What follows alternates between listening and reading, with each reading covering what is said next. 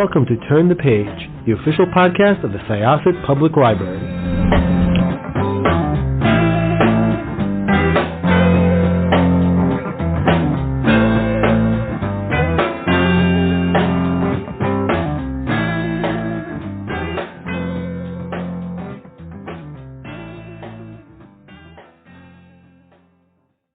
This is Jessica with Syosset Library's Turn the Page podcast. My librarian co-host is Evelyn, Reader Services Librarian. And today's guest is an amazing author.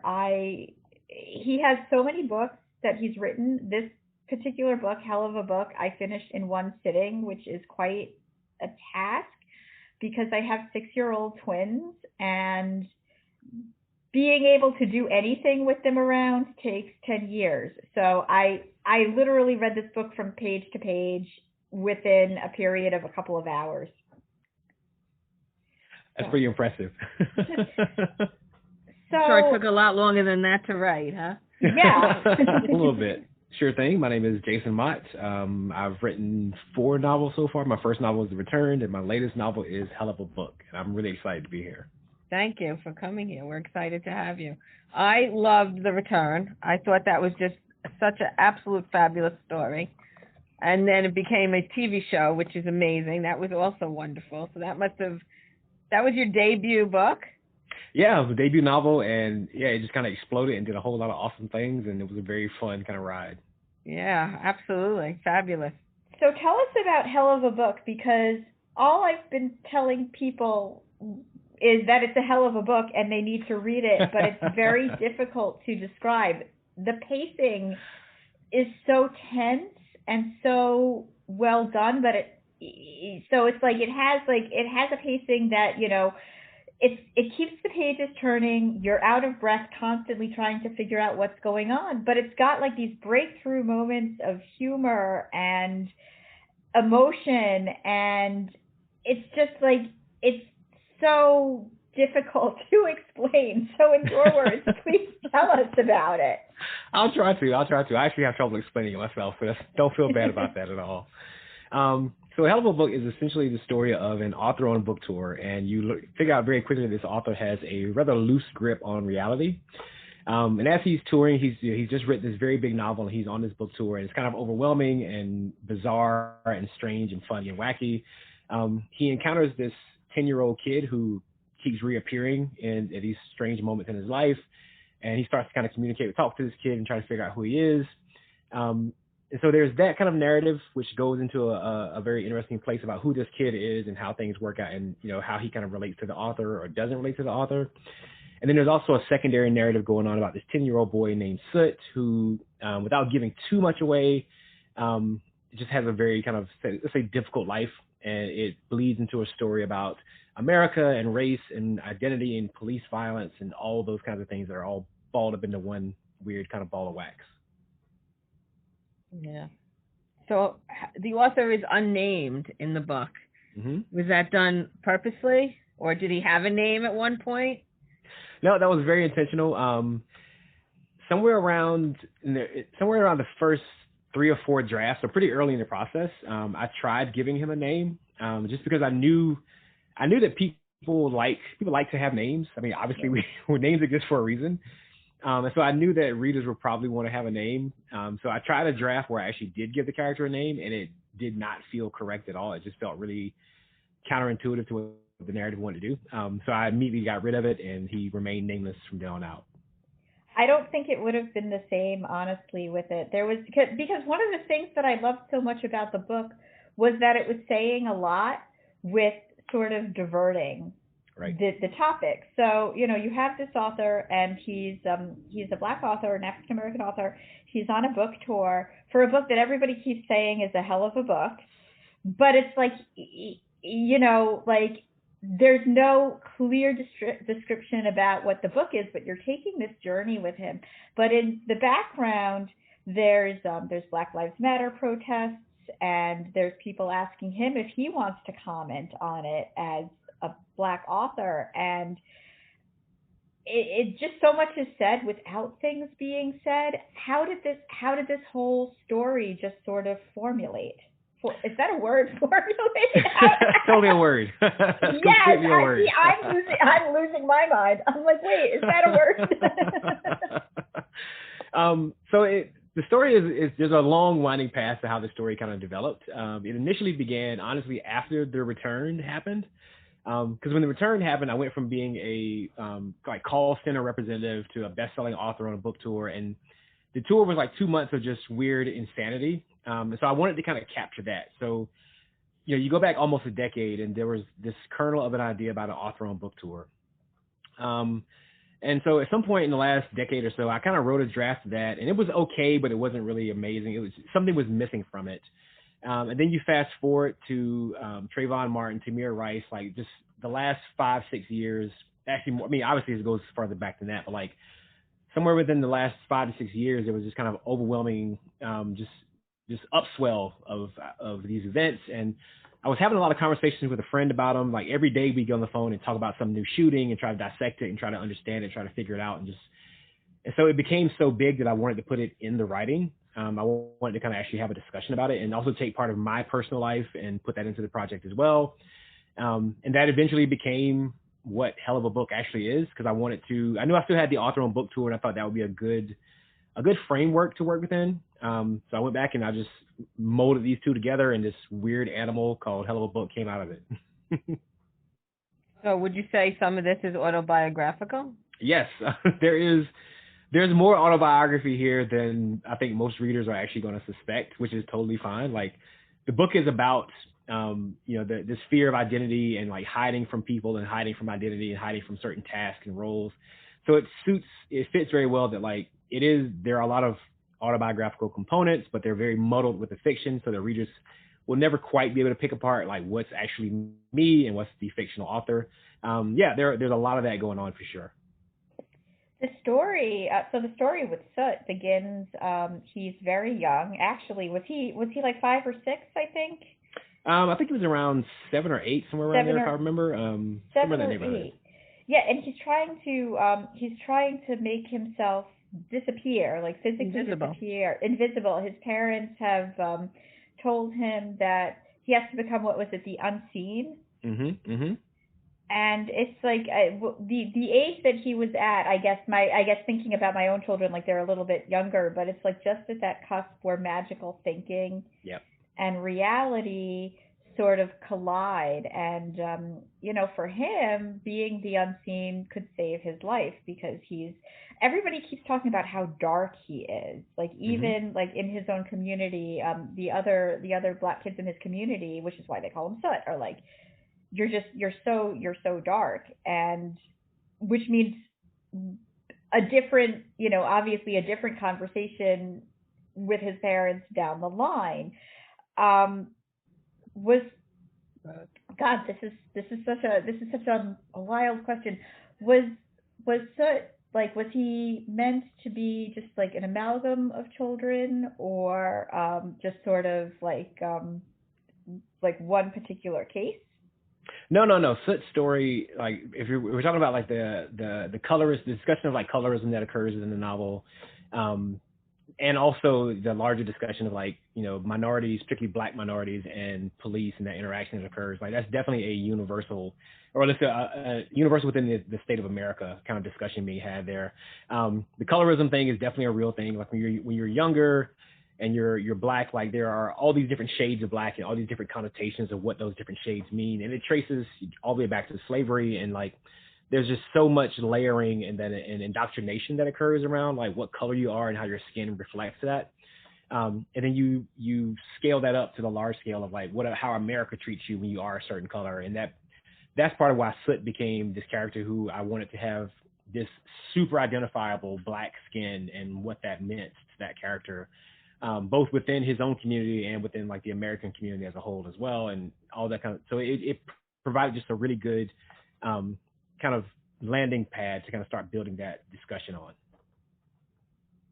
And then you have the kid, who also has no name, and has a lot of and seems to have a lot of the same identifiable qualities that Soot has. And every time you pass by a TV set, there's another shooting. which is, I guess, the way we feel. I mean, it's just crazy what's going on in this world, or the United States, I should say. And every time you put on the TV, there's another shooting. So I guess you incorporated that into the book. Yeah, the goal was to try to capture that, because I mean that was the feeling that I had, when I was writing it, and still the feeling I have now, where like it was a very overwhelming kind of ever-present thing where like there was always a tragedy. You turn the news on, and my friend and I, for months we were having these daily conversations about it, and a lot of the conversations would be, hey, did you hear about this one? It's like, what do you mean? Oh yeah, there's another one here that happened, and it's like, oh God, I hadn't even heard about that one yet, and it was just constant. You could not keep up with all the things that were happening. So I wanted the readers to feel that same kind of pressure, that same kind of sense of powerlessness and panic almost, and have that be a part of their reading experience as well. Yeah, the way that, just, I think I mentioned before, the way that everything progresses, because it begins with the author, and he's just sort of this carefree guy he's on book tour. He's excited about like the fact that he's staying in this hotel that's nicer than other hotels, and he's fooling around with whomever comes his way. But it's just like it's broken by like that first, did you hear about what happened? It's so horrible, which I think is a conversation that, like Evelyn was saying, it's reoccurring, and it's certainly, I think, it's certainly not new. Although I think within the last, Trayvon Martin, was that 2012? It's been a while. Yeah, it's definitely been a while. Yeah.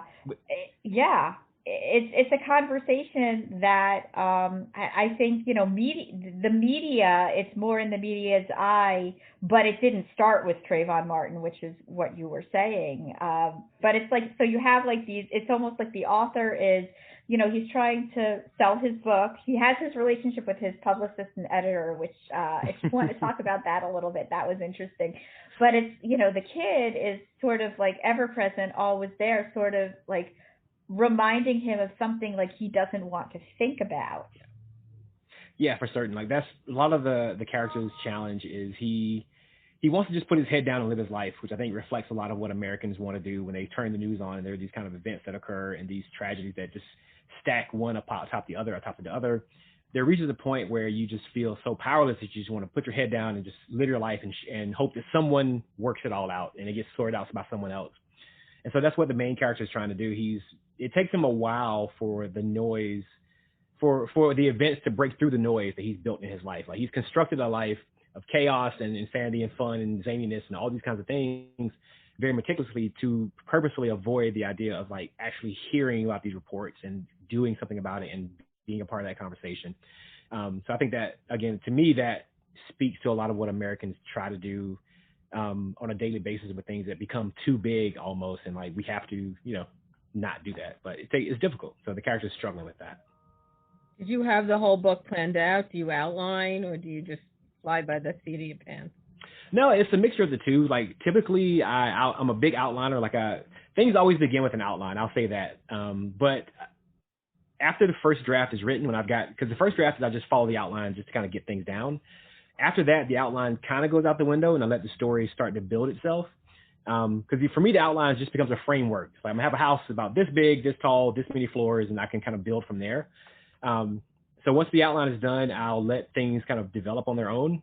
This particular story mutated in ways that I just never expected, more than any other project I've ever had. Like people oftentimes ask, when did the kid appear in the writing? Like at what stage did the character of the kid kind of appear?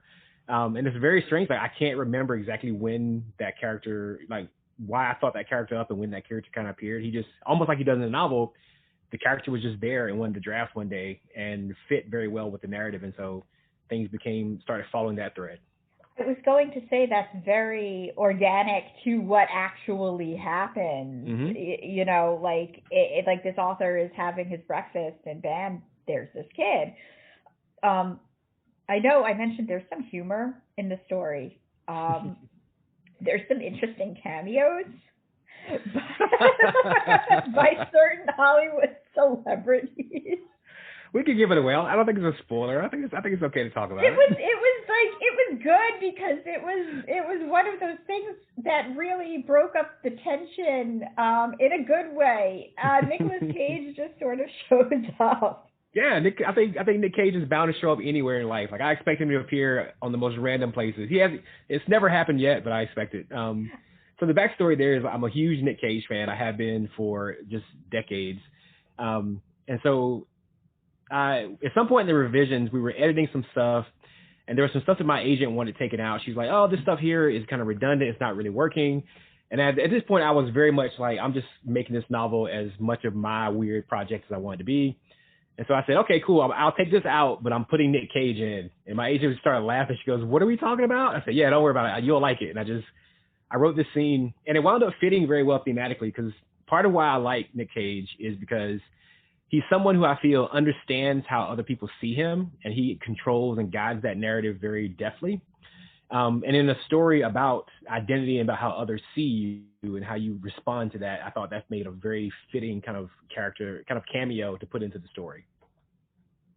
It was great, and I have a friend who is like a huge Nicolas Cage fan, and she's always trying to sort of like put into words exactly why she's like, I don't care if people tell me it's bad. I don't care what the critics say. I am going to watch that Nick Cage movie. And I was impressed by how many nicknames the author had for him without actually calling him Nick Cage. Just he's like, oh yeah, this is Nick Cage. It was great. Thank you. Yeah, that was me having a lot of fun on the page. Because this novel obviously has a lot of heavy moments and a lot of hard to read, and they were hard to write moments as well. And so the comedy and like those moments like that were just gifts for me also as a writer, because I got to play around and like, you know, have Nick Cage put into it. And it's funny because when I wrote the scene, I texted a few of my friends and I said, I just wrote Nick Cage into my novel, and they all replied like, of course you did. Like, yeah, that's of course you did. So it was a lot of fun for me. Yeah. You got a copy of the book?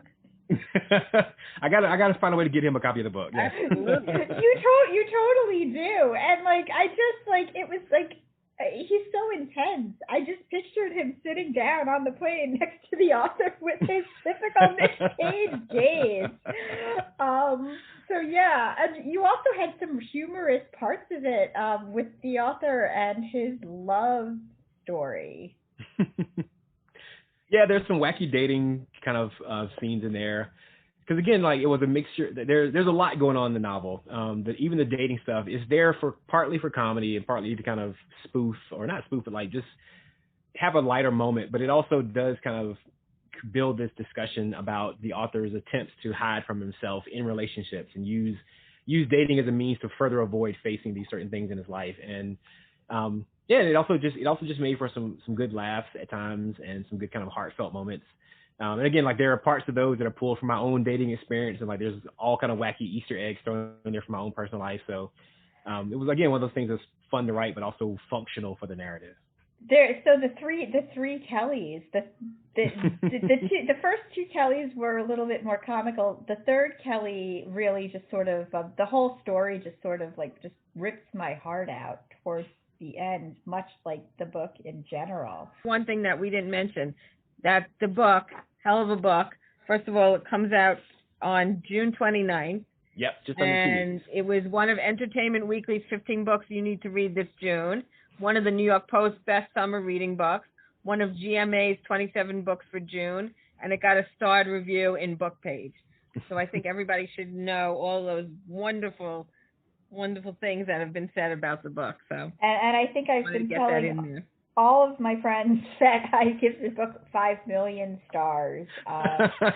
Thank you.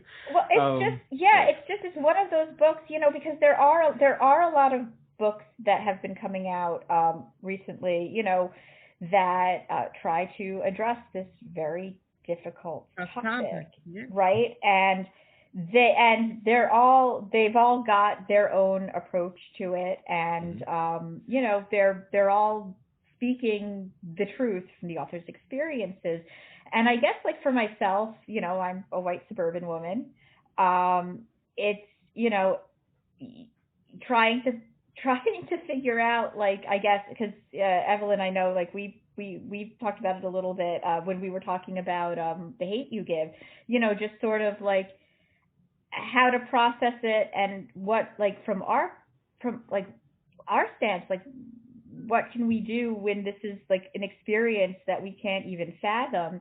And I think, like, one of the things I loved about this book in particular was that it addressed that it's unfathomable for the people that it's happening to on a completely different level. So it was, I read a lot of horror and suspense. For some reason during the pandemic, it was what made me feel better.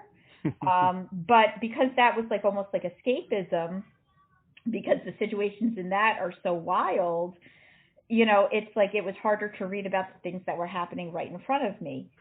But with this book, it mixed a lot of the pacing that worked as that, like, comfort with addressing something by also being like, we're avoiding this topic, but we're really not.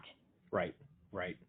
Yeah, and that was very intentional. Like, I wanted to have, part of this project and part of this story that I was telling was me kind of, as a writer, really understanding a lot of my writing philosophy and, like, bringing that to the page. So personally, Jason Mott personally, I don't take myself very seriously when if I don't have to. I mean, obviously I have a lot of serious thoughts about a lot of serious topics, but on any given day, I try to, just watch a Nick Cage movie and have a good day and, like, laugh at myself when mistakes are made and just make that part of who I am. And so I wanted to build this place where you could have this very serious, important, heavy discussion, and yet at the same time do it with a bit of an absurdist kind of lens. Because I think also there aren't a lot of voices in there aren't a lot of minority voices in the genres of absurdism and those kinds of, like, wacky comedies. There are some, but it's not nearly as populated as a lot of other places. So I wanted this to be part of that kind of that section of the bookstore of absurdity and humor, but also social commentary and politics and all those very heavy, important things. So that combining those two together was also a way of, like, bringing readers, helping people who are maybe outside the conversation find their way into the conversation as best they could. I think you did it. Well, you know what? The fact that this book is about a book tour, have you missed going out on book tour? Or now opening up, are you going to be able to do a book tour with this book? Hopefully, yes, with everything opening up, especially here in New York right now.